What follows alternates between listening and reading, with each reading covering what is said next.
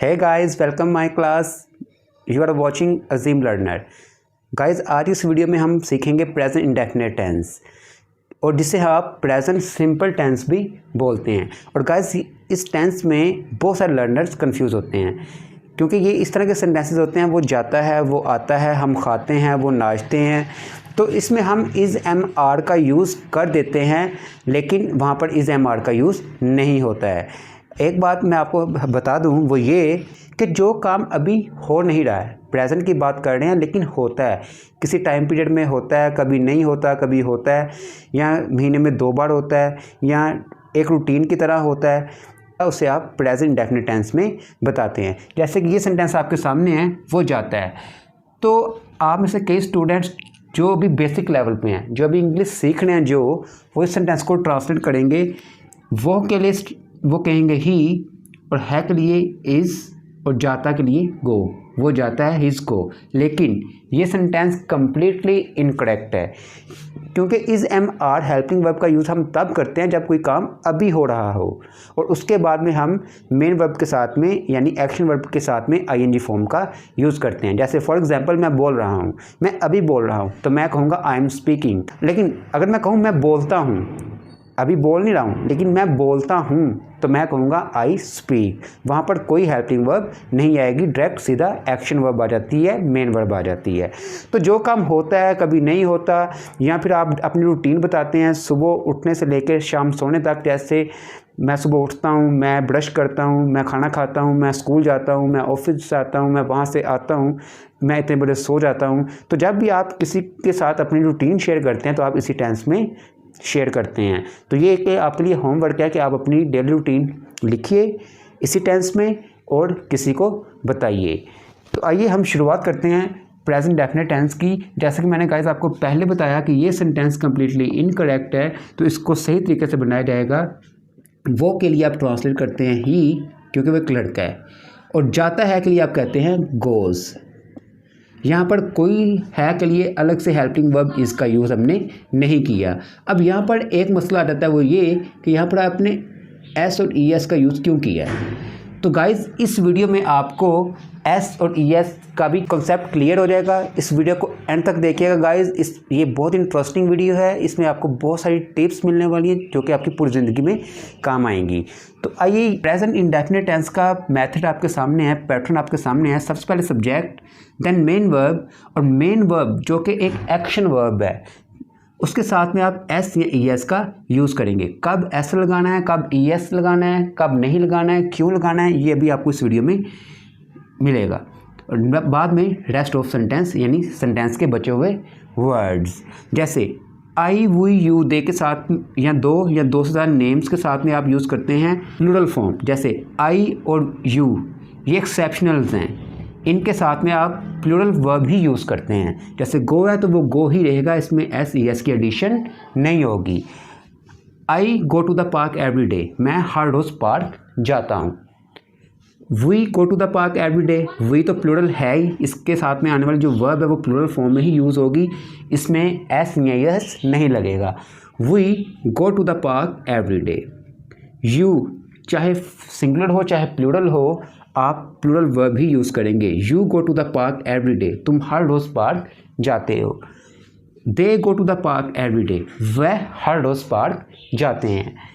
जैसे दो या दो से ज़्यादा नेम्स हो, जैसे Aamir and Ali go to the park, फिर Saira and Hina go to the park, इस तरह से। और ही, शी, इट, इन्हें ये सिंगुलर्स हैं, जैसे ये प्लूरल्स हैं, ये सिंगुलर्स हैं। इवन इन्हें थर्ड पर्सन सिंगुलर सब्जेक्ट्स भी कहा जाता है। He goes to the park every day, वो हर रोज़ पार्क जाता है। She goes to the park every day, वो हर रोज़ पार्क जाती है। इट, किसी एनिमल की बात कर रहे हैं, it goes to the park every day, ये हर रोज़ पार्क जाता है।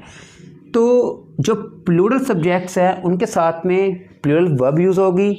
और आई और यू, जैसा कि मैंने आपको बताया, ये एक्सेप्शनल केसेस हैं, आई और यू के साथ में हमेशा प्लूरल फॉर्म ही यूज़ होगी। और थर्ड पर्सन सिंगुलर सब्जेक्ट के साथ में हमेशा सिंगुलर फॉर्म यूज़ होगी, यानी उसके साथ में एस या ई एस की एडिशन होगी। तो ये स्ट्रक्चर है प्रेजेंट डेफिनेट टेंस के पॉजिटिव सेंटेंस का। तो गाइस देखिए, इसकी पहचान क्या है? जब भी सेंटेंस के एंड पे लिखा हुआ आएगा ता है, ती है, ते हैं, ताहू, ती हूँ, तो ये प्रेजेंट का इंडेफिनिट टेंस है। तो ज़रूरी नहीं है कि आप लिखा हुआ ही देखेंगे ता है, ती है, ते हैं, ताहू या ती हूँ तो ये प्रेजेंट इंडेफिनिट टेंस का सेंटेंस है। लेकिन अगर हम स्पोकन इंग्लिश की बात करें तो उसमें आप देखेंगे किन किन सिचुएशंस में हम इस टेंस को यूज़ कर सकते हैं। अगर आप देखेंगे कि एंड पे ता है, ती है, ते हैं, तो इसको इस तरह से बनाया जाएगा तो उसमें बहुत ज़्यादा टाइम चला जाएगा। बस आपको ये सोचना है कि इनको किन किन सिचुएशंस में यूज़ किया जाएगा। इससे आपकी इंग्लिश बेहतर होगी और आप गलत इंग्लिश नहीं बोल पाएंगे, परफेक्ट इंग्लिश बोल पाएंगे। तो ये 4 सिचुएशंस हैं जिनमें प्रेजेंट इंडेफिनिट टेंस का यूज़ किया जाता है, लेकिन सबसे ज़्यादा इस सिचुएशन में प्रेजेंट इंडेफिनिट टेंस का यूज़ किया जाता है। To express habits and customs, जो आपकी आदत में है, जो आपकी आदत में है वो आप रोज़ाना करते हैं। जैसे मैं आपसे कहता हूँ मैं महीने में 2 बार लाहौर जाता हूँ, तो मैं महीने बार ये काम रिपीट करता हूँ, भले अभी नहीं कर रहा हूँ लेकिन महीने बाद ये काम रिपीट करता हूँ। तो ऐसे में आप इसे प्रेजेंट इंडेफिनिट टेंस में ही बताएंगे। जैसे आई ब्रश माई टीथ, मैं मंजन करता हूँ, तो यहाँ पर ब्रश का यूज़ किया क्योंकि आई फर्स्ट पर्सन सिंगुलर सब्जेक्ट है, आपने प्लूरल वर्ब यूज़ की। नेक्स्ट सेंटेंस देखिए, अभी एस ई एस में क्या डिफरेंस है मैं अभी बताता हूँ आपको। He plays football every day, वो हर रोज़ फुटबॉल खेलता है। यहाँ पर ही ये थर्ड पर्सन सिंगुलर सब्जेक्ट है और आपने यहाँ पर देखिए वर्ब के साथ में एस का यूज़ किया। क्यों किया अभी मैं आपको बताता हूँ। आई डांस, मैं नाचता हूँ। यू सिंग, तुम गाते हो। ही के साथ में आप वर्ब के साथ में एस या एस लगाते हैं। शी के साथ में आप आने वाली वर्ब के साथ में एस या एस लगाते हैं। इट के साथ में भी आने वाली वर्ब में आप एस या एस लगाते हैं, या किसी भी शख्स का कोई नेम हो जो कि एक हो उसके साथ में आने वाली वर्ब में आप एस या एस लगाते हैं। जैसे देखिए I brush my teeth, I first person singular subject है, प्लूरल वर्ब यूज़ करेंगे तो आई ब्रश माई टीथ, यहाँ पर प्लूरल वर्ब यूज़ की गई। नेक्स्ट सेंटेंस देखिए, he plays football every day, तो यहाँ पर प्ले के साथ में एस का यूज़ किया। क्यों किया? क्योंकि ही ये थर्ड पर्सन सिंगुलर सब्जेक्ट है, इसके साथ में आने वाली जो वर्ब है उसके साथ में एस का यूज़ होगा।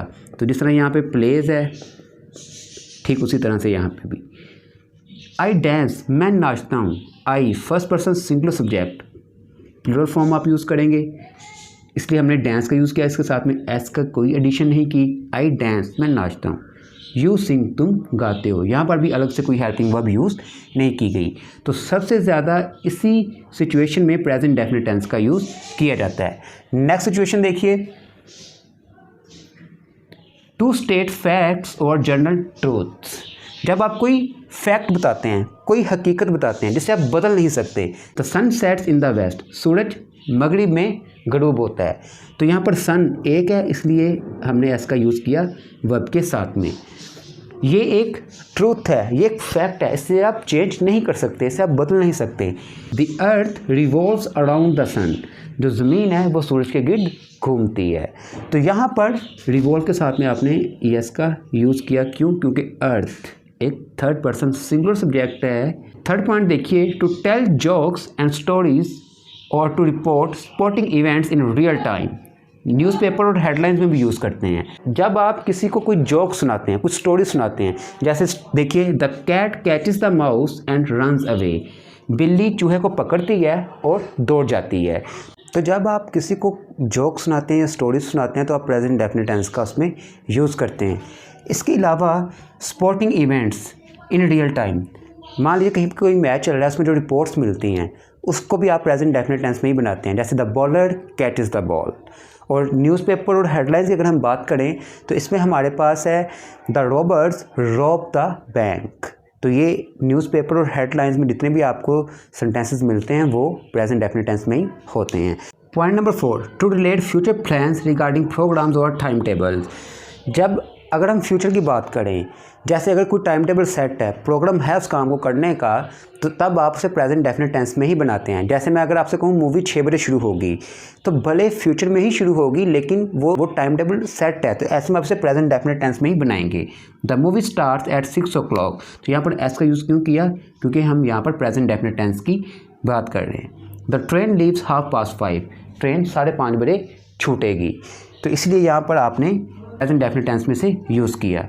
अब इसी के लिए most common time expression in the present simple tense में कुछ कॉमन टाइम एक्सप्रेशंस हैं, जैसे always, never, usually, every Sunday, on Sunday, twice a month, every other day, once a week, in general, often, etcetera.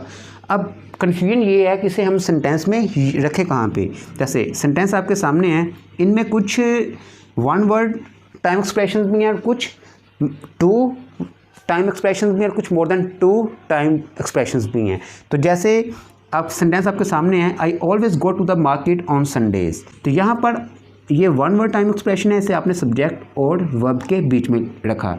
और जो more than one word time expression हैं उन्हें आप sentence के एंड में या सेंटेंस के शुरू में रख सकते हैं। जैसे every Sunday I go to the market, हर संडे मैं मार्केट जाता हूँ, तो यहाँ पर आप इस सेंटेंस को ऐसे भी कह सकते हैं, I go to the market every Sunday. तो जो वन वर्ड टाइम एक्सप्रेशन है उसे आप सब्जेक्ट और वर्ब के बीच में रखेंगे, और जो मोर देन टू और यहाँ पे टू टाइम एक्सप्रेशंस हैं उन्हें आप सेंटेंस के एंड में या स्टार्ट में यूज़ करेंगे। तो गाइज़ यहाँ पर आपने देखा प्रेजेंट डेफिनेट टेंस के पॉजिटिव स्ट्रक्चर्स को।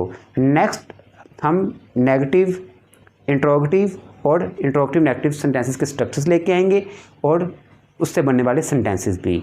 अब आप ले लीजिए इसका स्क्रीनशॉट। तो गाइज़ अब आने वाला है कहानी में ट्विस्ट। अब हम सीखेंगे नेगेटिव सेंटेंसेस। अभी तक तो आपको ये टेंशन थी कि पॉजिटिव सेंटेंसेस में वर्ब के साथ में एस या एस लगाना है या नहीं, लेकिन यहाँ पर आपको ये टेंशन नहीं है कि वर्ब के साथ में एस या एस लगाएं या नहीं। यहाँ पर हमारे पास दो नए वर्ड्स हैं, डू और डज। इन्हें आप हेल्पिंग वर्ब्स कहते हैं। तो उसके बाद main verb as it is ही रहेगी नॉर्मल फॉर्म में, जैसे गो है तो वो गो ही रहेगा। नेगेटिव सेंटेंसेस का स्ट्रक्चर आपके सामने है। सबसे पहले सब्जेक्ट, उसके बाद में helping verb plus not, then main verb, then rest of sentence, यानी सेंटेंस के बचे हुए बाकी वर्ड्स। सब्जेक्ट की अगर हम बात करें तो आई, वी, यू, दे, टू और मोर नेम्स, दो या दो से ज़्यादा नाम। तो उसके साथ में आप यूज़ करते हैं डू का प्लस नॉट, इनको मिला के आप कहते हैं डोंट। ये डोंट कैसे बना, यहाँ पर हमने ओ को हटा करके अपस्ट्रॉफी लगा दिया और बना दिया डोंट। ये कॉन्ट्रैक्शन है डू नॉट का। उसके बाद main verb, then to the park, तो इसको कैसे बनाएंगे, I do not go to the park, मैं पार्क नहीं जाता हूँ। या फिर we do not go to the park, हम पार्क नहीं जाते हैं। You do not go to the park, तुम पार्क नहीं जाते हो। या फिर you don't go to the park, इस तरह से आगे भी। ही, शी, इट, या फिर किसी भी शख्स का कोई नेम, एक बंदे का नेम, उसके साथ में आप यूज़ करते हैं डज का प्लस नॉट। इन दोनों का कॉन्ट्रैक्शन है डजंट। ये कैसे बना, यहाँ पर हमने ओ को हटा करके अपस्ट्रॉफी लगा दिया और उसके बाद मेन वर्ब है गो और बाकी में rest of the sentence, sentence के बचे हुए वर्ड्स। जैसे he does not go to the park, वह पार्क नहीं जाता है। या फिर she doesn't go to the park, वह पार्क नहीं जाती है। It does not go to the park, किसी एनिमल की बात कर रहे हैं। तो ये स्ट्रक्चर है, इस तरह से सेंटेंसेस बनते हैं। यहाँ पर कुछ सेंटेंसेस हैं, आइए प्रैक्टिस करते हैं। वो देर तक काम नहीं करता, यहाँ पर सब्जेक्ट है वो एक लड़का है, वो के लिए आप यूज़ करेंगे ही के साथ आप क्या यूज़ करेंगे, डू नॉट या डज नॉट। तो ही के साथ में आप डज का यूज़ करते हैं, ही डज नॉट। काम करना, ये एक मेन वर्ब है जिसे आप कहते हैं work. He does not work देर तक, इसे आप कहेंगे टिल लेट।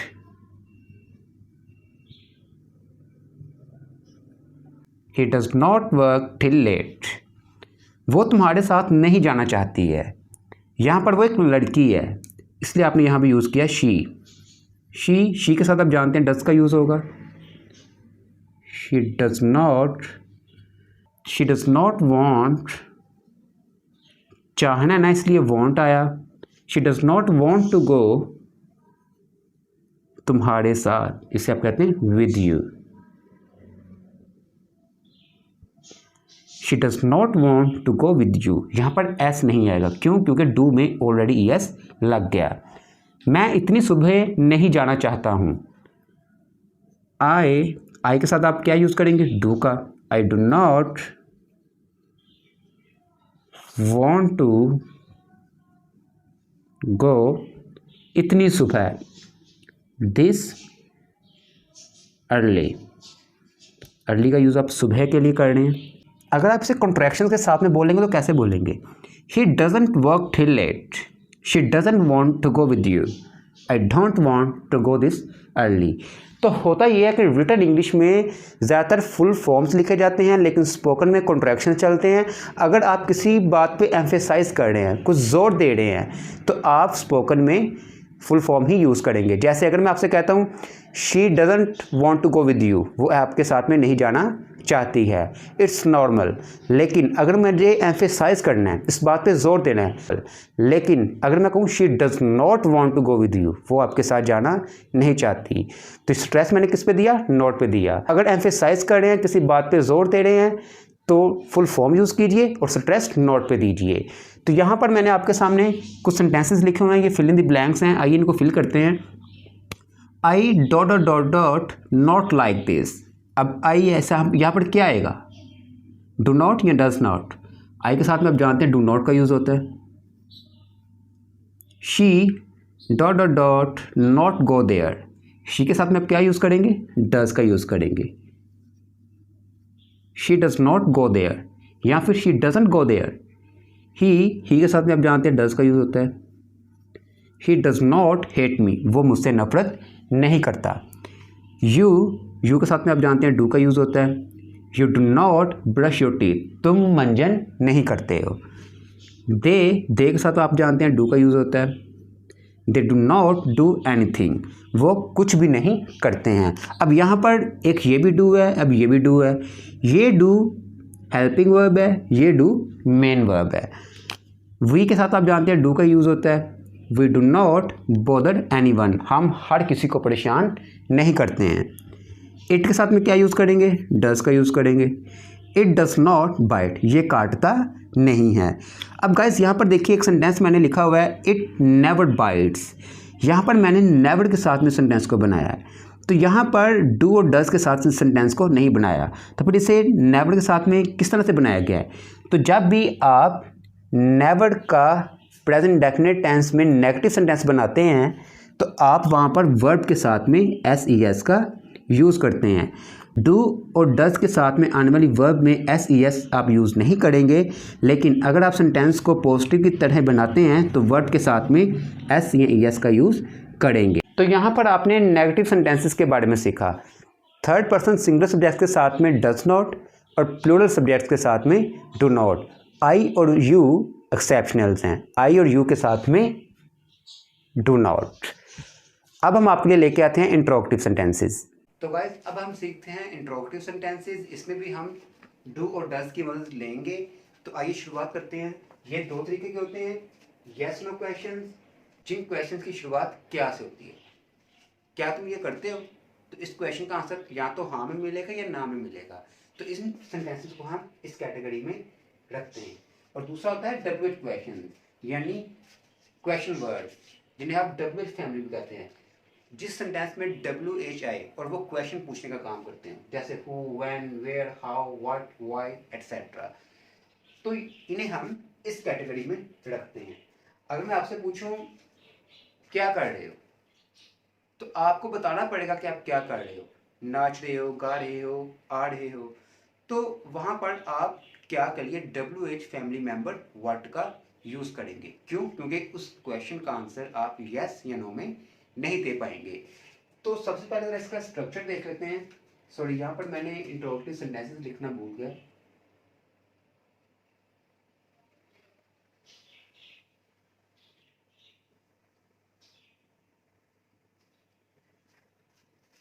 सबसे पहले हेल्पिंग वर्ब डू और डज, जैसा कि मैंने आपको पहले बताया। उसके बाद subject, then main verb, then rest of the sentence, sentence के बचे हुए वर्ड। तो अगर मैं इसे कवर करूं तो बाद में सब्जेक्ट, मेन वर्ब और रेस्ट ऑफ सेंटेंस, ये पॉजिटिव की तरह का ही एक स्ट्रक्चर है। बस आपको शुरुआत में डू और डज का यूज करना है। तो जब अगर हम देखें, do you go to the park, क्या तुम पार्क जाते हो? इस क्वेश्चन का आंसर आप यस या नो में दे सकते हैं, इसलिए आपने डू से शुरुआत की। Does she go to the park, क्या वो पार्क जाती है?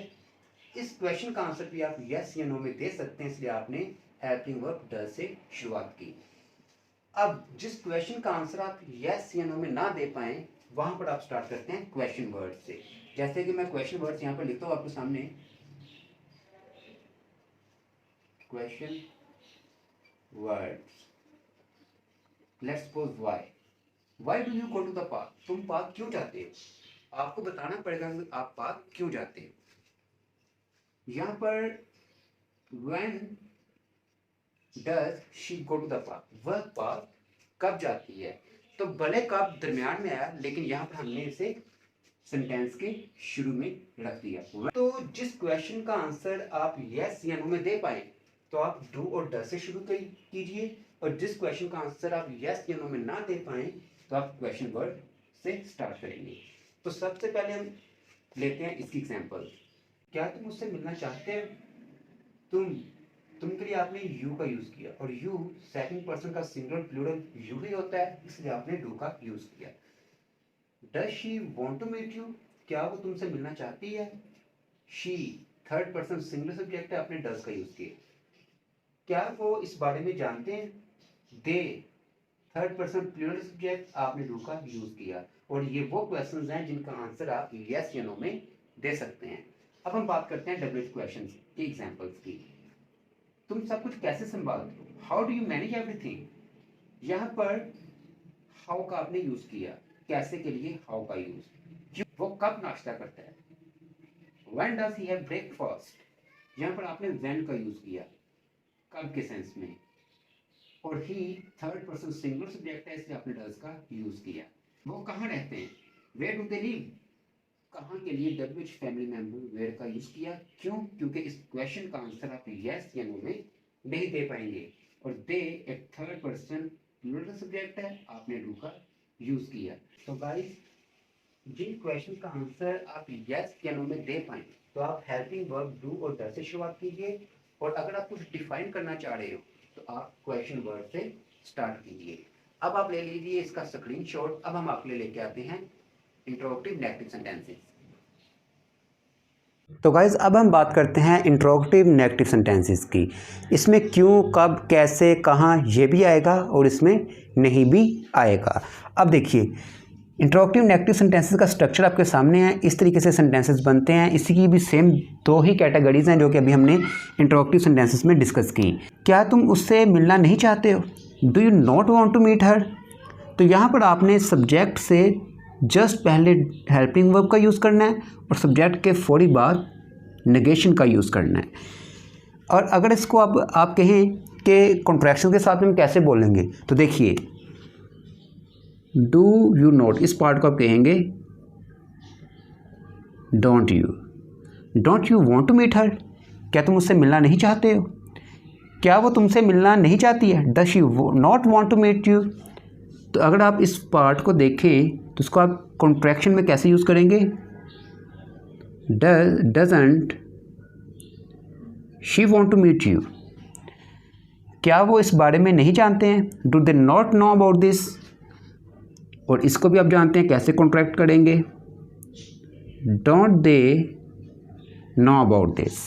अब हम बात करते हैं डब्ल्यूएच क्वेश्चंस की एग्जांपल्स की। तुम सब कुछ कैसे नहीं संभालते हो, how do you not manage everything. और अगर आप इसको भी कॉन्ट्रैक्ट करना चाहते हैं तो आप करेंगे